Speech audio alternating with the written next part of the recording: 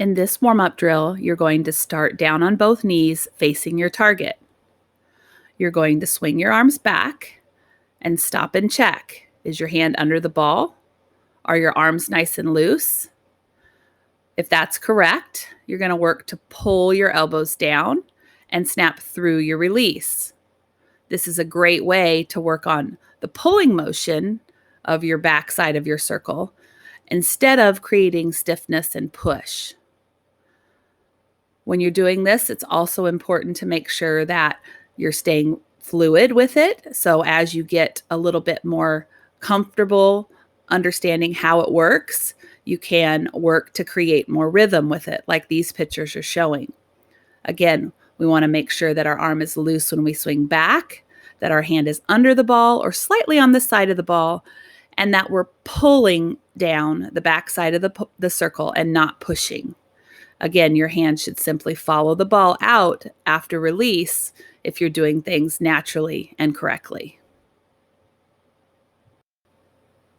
Next, try adding a full circle. Go slow at first so you can feel how each of the parts of the pitch work. Both arms lift forward straight towards your catcher. As your arm goes over your head, your shoulders open up and your chest turns. And then on the last part, your arms pull down together. Understanding that most of the rotation that happens in the pitch happens from the waist up is a really important concept for pitchers to understand as well. This is a great way to understand both the start and the finish positions with the hips and to understand what happens with the upper body in the middle.